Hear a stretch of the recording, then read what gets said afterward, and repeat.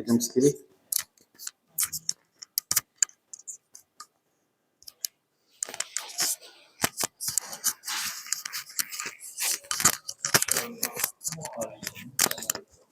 Waalaikumsalam warahmatullahi wabarakatuh. Baik, nabda ya. Bismillahirrahmanirrahim. Assalamualaikum warahmatullahi wabarakatuh. Alhamdulillahirabbil alamin. Salatu wassalamu ala asyrafil anbiya wal mursalin nabiyina Muhammadin wa ala alihi wa sahbihi wa man tabi'ahum bi ihsanin ila yaumiddin, amma ba'd. Usikum wa nafsi bi taqwallah, laqad fazal muttaqun. Ya, khatibillah. Insyaallah sanwasil kita akan lanjutkan pelajaran kita terkait dengan surah Asy-Syams, dan kita masuk pada ayat yang ke-11 sampai ayat 15. Jadi kalau bagian yang terakhir ini isinya adalah tentang kaum Tsamud ya, sebagai sebuah contoh terkait dengan satu kaum yang mana mereka lebih cenderung fujurnya. Kalau kemarin kan fa'alhamaha fujuraha wa taqwaha.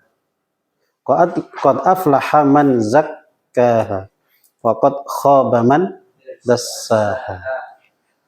Ya, jadi kita diberi contoh oleh Allah Subhanahu wa taala terkait dengan wa qad khaba man dassaha. Orang yang mengotori jiwanya.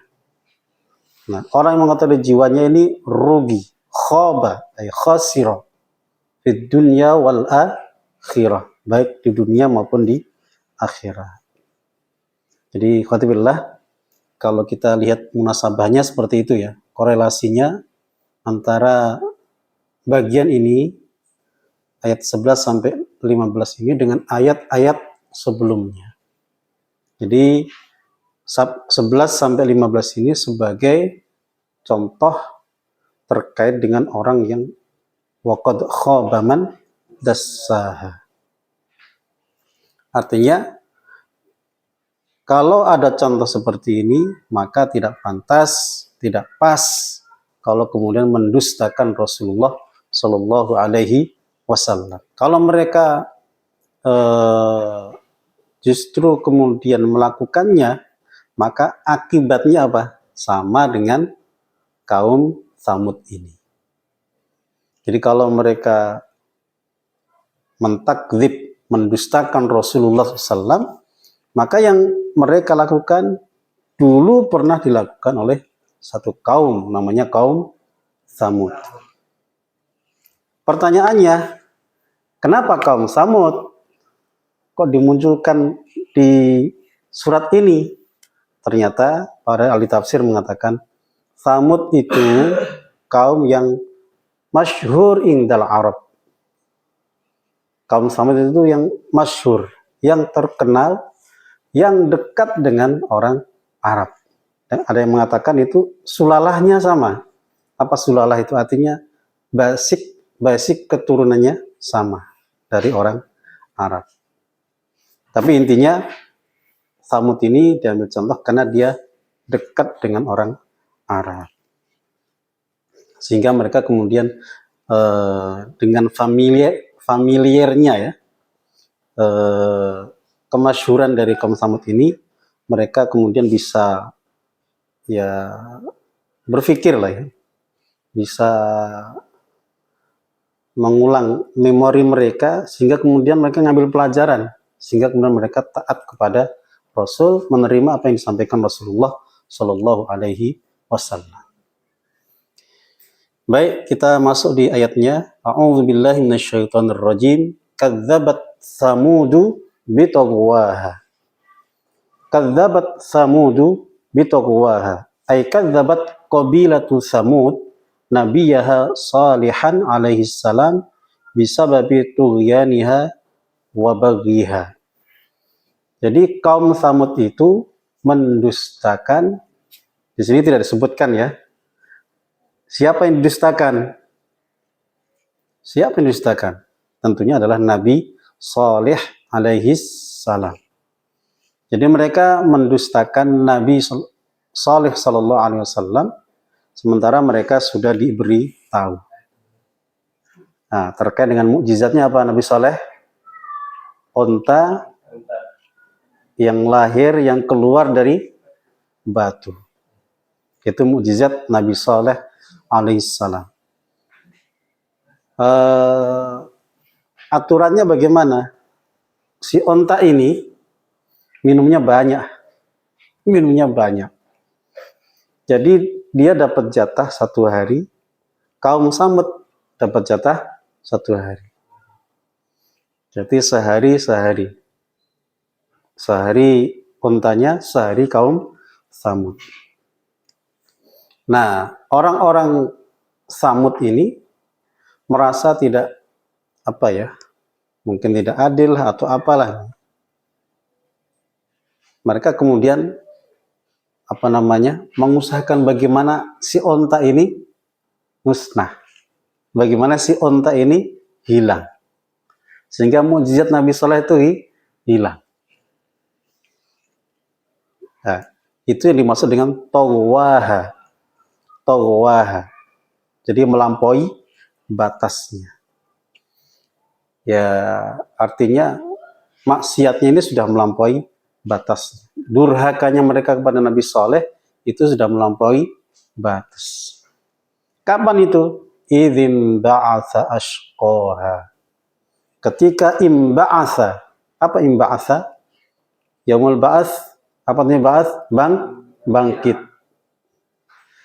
Ketika bangkit, ai idza qama, ketika berdiri. Ketika, artinya di sini berdiri tidak hanya semacam berdiri, tapi mengeksekusi, melaksanakan tadi, tughyannya tadi, togwa tadi, melampaui batasnya. Ketika bangkit, siapa yang bangkit? Ashqaha. Orang yang paling celaka dari kabilah Samud. Jadi orang yang ashqa, bukan asko ya. Kalau asko itu kayak yang benerin mobil itu namanya salon mobil ya. Ini ashqa. Dari kata syaqi, orang yang celaka. Kalau ashqa, orang yang paling celaka. Kalau ada sighah atau wazn ashqa af'al, maka di situ ada makna lil tafdil ya, tafdil. Namanya afal lil tafdil. Kabir, apa tadi kabir? Besar. Kalau akbar lebih besar. Paling besar. Jadi lebih, paling, jadi superlatif ya. Jadi lebih. Jadi ashqa, orang yang paling celaka. Siapa dia? Kata Syekh Zuhaili, beliau katakan, mengambil riwayat dari tafsir yang lain, beliau mengatakan wahwa Qudar bin Salif. Namanya Qudar bin Salif. Wahaimiru Samud. Apa Wahaimir itu? Wahaimir itu kayak himarnya kaum Samud. Ya. Hah? Qudar bin Salif. Jadi bangkit ini orang. Dia bangkit merencanakan, membuat maker bagaimana dia bisa mengeksekusi unta mukjizat Nabi Saleh alaihissalam. Yang perlu diketahui adalah si Qudar bin Salif ini dalam satu hadis dikatakan adalah bukan orang biasa ya, dia orang besar. Jadi dia orang yang mani' ya, rajulun 'arimun azizun mani'un fi rahtihi mithlu Abi Zum'ah. Jadi ini orang yang arim, orang yang besar. Besar tidak semata-mata fisiknya, besar namanya, besar atau tinggi kedudukannya. Orang yang mani itu apa? Yang punya imunitas, yang nggak bisa diganggu lah. Orang besar nih. Hah?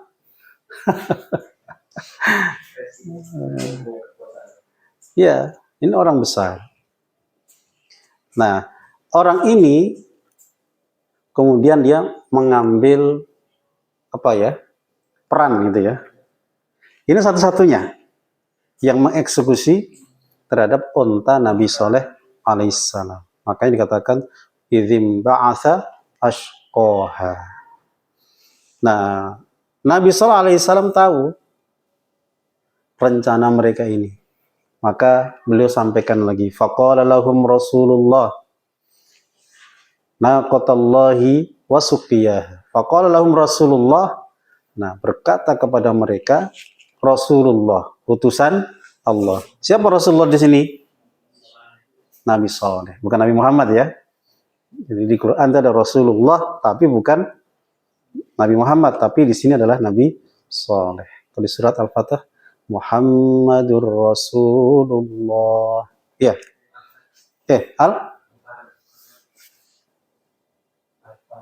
Al-Fat. Ya, Al-Fatah sama Al-Fat. Kalau di sini faqala lahum Rasulullah. Tapi maksudnya adalah Nabi Saleh alaihissalam. Jadi Nabi Saleh datang mengingatkan naqatallah. Ini kalau dalam bahasa Arab, dalam gramatika nahwu, naqatallah sebagai objek, sebagai maf'ul bih. Fiilnya mana? Fiilnya disimpan, dikira-kira, digambarkan dalam otak kita, muqaddar. Ai dharu naqatallah wahdharu ta'arrud laha aw an tamassuha bisu'in watrukuha wa tanawulaha syirbaha minal ma'i al-mukhassas laha. Jadi kata Nabi Saleh, naqatallah, biarkan unta Allah ini. Bahasanya apa? Unta Allah. Apakah Allah punya unta gitu? Lah, lit takrim wa tasyrif. Sama kayak kemarin kita bahas ya. Baitullah, Syahrullah, Ahlullah. Ada lit takrim wa tasyrif. Untuk memuliakan. Disebut naqatallah. Jadi naqatallah. Kalau kita bahasakan naqatallah. Biarkan unta Allah ini.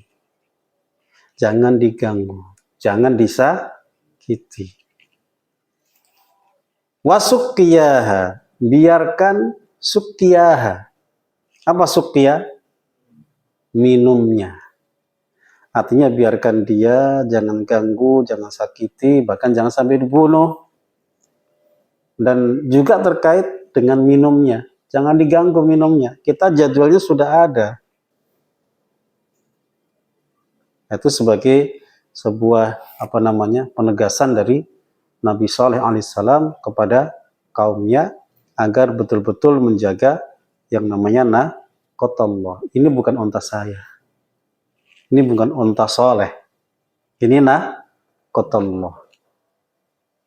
Dia ada jatah suqya, ya, suqi untuk minum, biarkan jatahnya. Jangan diganggu. Tetapi, nah itu tadi, ayat berikutnya. Fakadzabuhu fa'aqaruha. Fakadzabuhu fa'aqaruha. Fakadzabuhu. Kemudian mereka justru mendustakannya. Fa'aqaruha. Kemudian mereka membunuhnya. Akor menyembelih ya.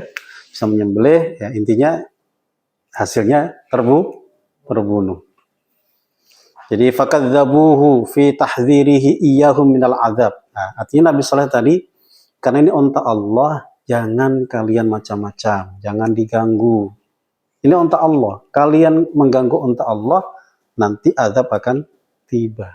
Azab akan datang, akan menimpa kalian. Nah, mereka bilang, kita perlu buktikan ini. Benar nggak kata Saleh alaihissalam ini?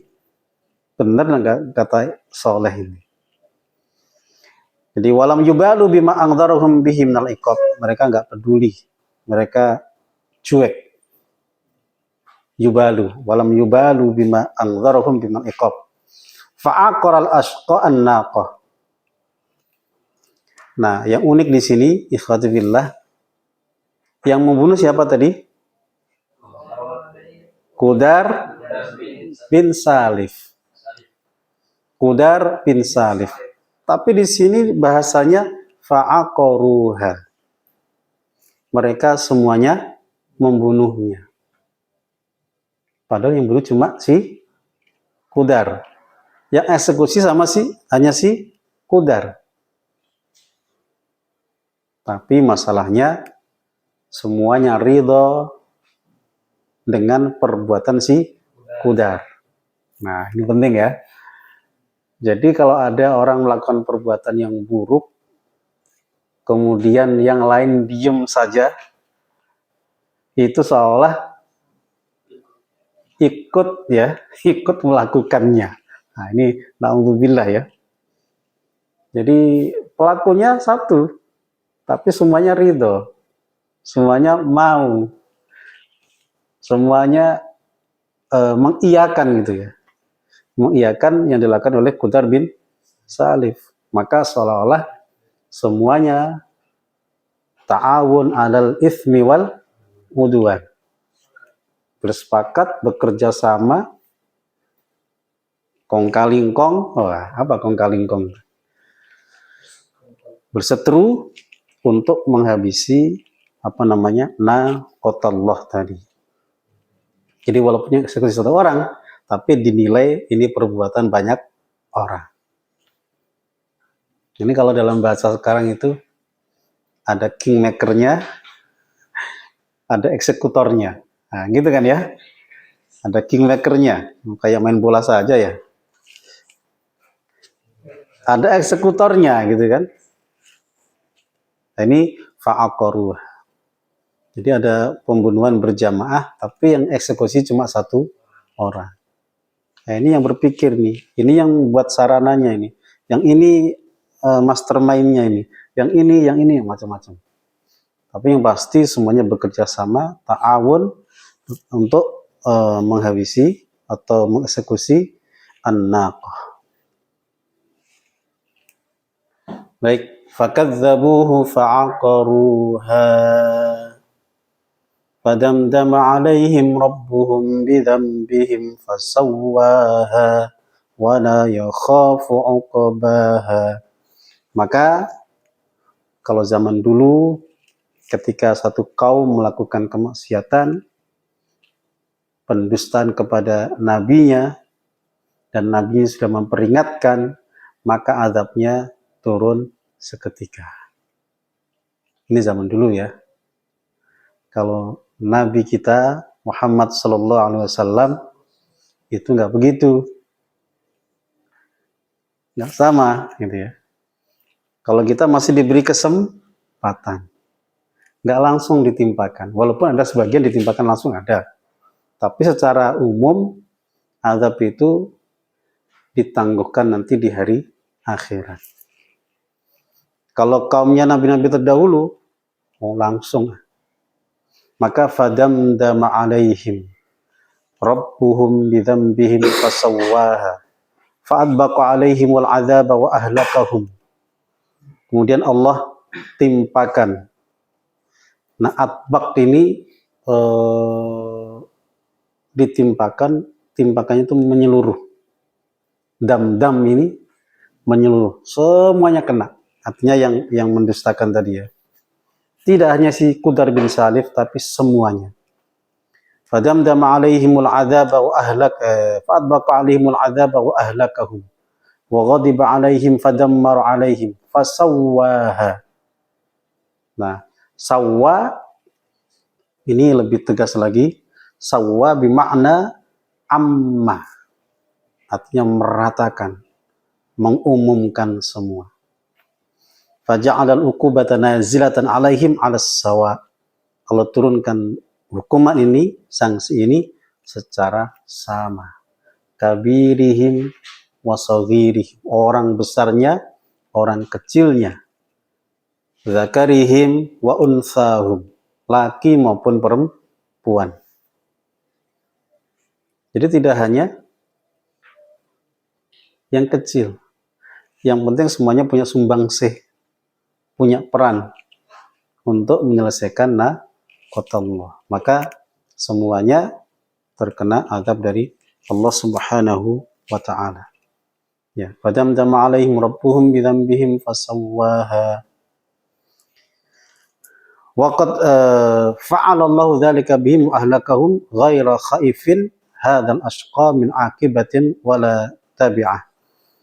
Ya. Kalau kita perhatikan di sini ada kata Rabb ya. Artinya Allah itu Maha Kuasa. Jadi Rabbul Alamin itu Allah yang mengatur semua alam semesta. Ada yang dinaikkan, ada yang diturunkan. Ada yang diangkat, ada yang dijatuhkan. Ada yang ditinggikan, ada yang direndahkan. Itu Allahu Rabbul Alamin. Ada yang diluaskan, ada yang disempitkan. Ketika seseorang durhaka, maksiat, ketika seseorang melanggar aturan Allah, bahkan sudah diberikan peringatan. Ya, ini sebagai sebuah bukti ya, bahwasanya Allah itu tidak akan mengadab satu kaum sampai Allah mengutus Rasul. Rasul itu mengingatkan mereka.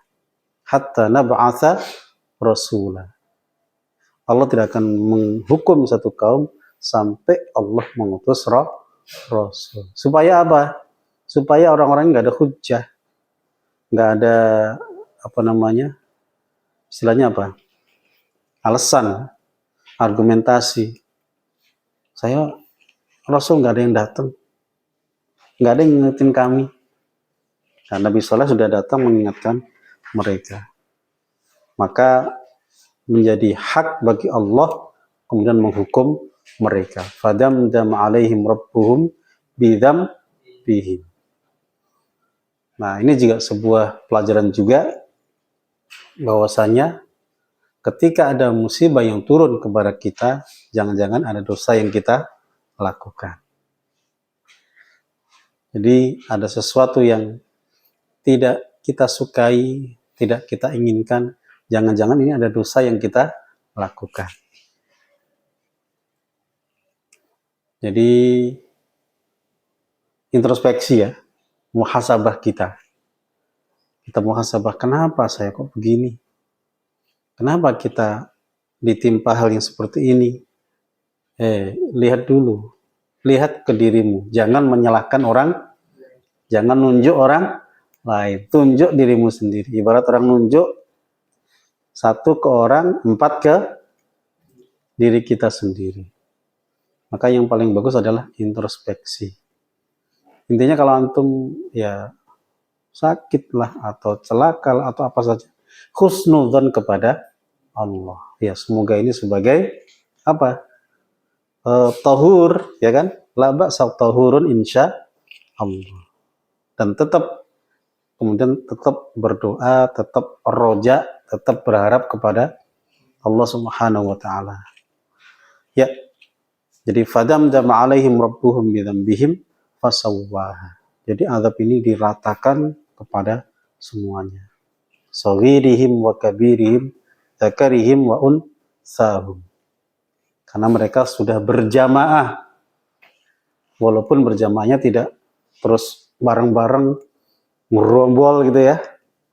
Ngelumpuk gitu, ngelumpuk gitu. Itu bahasa Jawa ini ngelumpuk. Berkumpul kemudian gebukin bareng-bareng gitu, enggak. Cuma 1 orang yang eksekusi. Tapi karena mereka ridha dengan perbuatan si Qudar ini, maka Allah timpakan azab kepada semuanya. Fasawwaha, tanpa kecuali.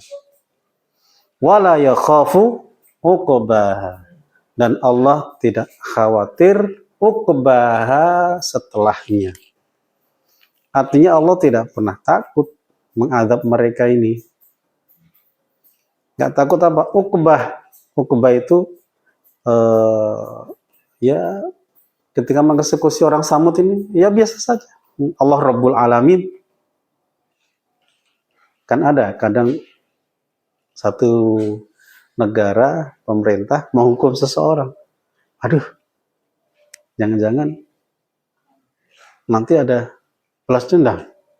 Nanti ada serangan balik. Aduh, nah itu kan takut kan? Tapi kalau tidak ada yang begitu. Wala yakhafu uqbaha. Nah, bagaimana Allah takut, mereka maksiat aja tidak takut, gitu kan? Jadi Allah Maha Kuat, Allah Maha Kuasa, Allah Maha Perkasa, Aziz, Allah Maha Qahhar, Allah Maha Qawi, Al-Qawi, Allah Maha Matin.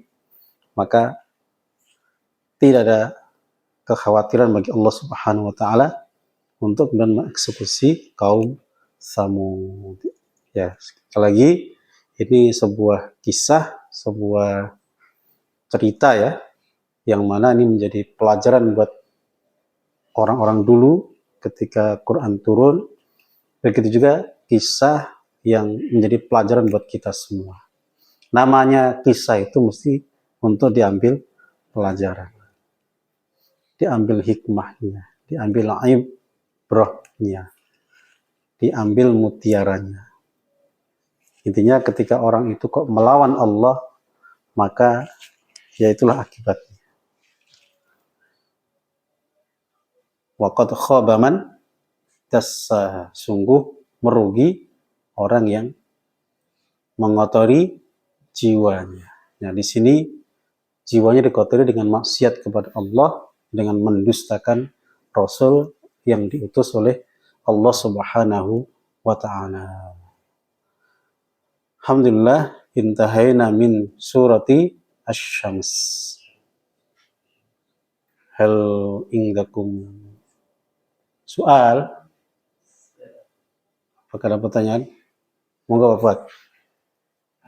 Ini yang kaitannya dengan mendiamkan maksiat tadi. Iya. Konteksnya antara kaum Samud yang tadi membiarkan Si Kudar ya. Dengan yang dilakukan Abdul Muthalib ketika Abraha mau menyerang Ka'bah itu kan juga membiarkan ya, karena itu Ka'bah rumahnya Allah gitu. Iya. Ya protes cuma untuk ngambil ontanya kayak gitu sih. Iya, iya. Itu gimana beda konteksnya? Kayaknya kalau yang Abdul Muthalib nggak tercela kayak gitu ya soal cerita itu. Tidak tercela. Artinya membiarkan Abraha itu menyerang Ka'bah. Yang diadab Allah pun hanya pasukannya Abraha. Iya, iya. Iya. Ya konteksnya beda ya. Jadi kalau Abdul Muthalib dia merasa yakin betul ya, dia juga membaca ya. Artinya ketika menghadapi siapa ini, Abraha dan pasukannya. Abraha itu dari Yaman ya. Itu negara boneka dari mana? Romawi, di Romawi. Kalau dari Arab sana itu kebanyakan negara-negara boneka. Ya, konteksnya Abdul Muthalib ini sudah bisa membaca. Kalau secara kekuatan ya jauh lah ya. Ini betul-betul pasukan perang ya. Pasukan perang yang kuat ya. Apalagi datang dengan logistiknya, dengan perlengkapan persenjataannya yang lengkap. Bahkan disebut Ashabul Fil ya. Yang gajah bagi orang Arab itu aneh, unik ya. Makanya kuda-kuda pada takut semua. Abdul Muthalib membaca itu. Jadi beliau bukan mendiamkan dalam artian ridho dengan perbuatan siapa? Abraha. Kan beda kan? Kalau tadi kaum Samud justru memfasilitasi lah ya, membantu dengan hati mereka, dengan perbuatan mereka, dengan persetujuan mereka. Tapi kalau Abdul Muthalib beda, ya sama. Dia tidak ridho kan, tidak ridho dengan perbuatan Abraha. Dan dia tahu, yakin namanya Baitullah akan dijaga oleh Allah. Artinya itu memang dijaga dari dulu gitu, dari dulu. Siapapun yang mau mengeksekusi ya hancur dengan sendirinya. Allah yang berkuasa, Allah yang menangani. Jadi beda. Iya, iya. Bedanya di situ.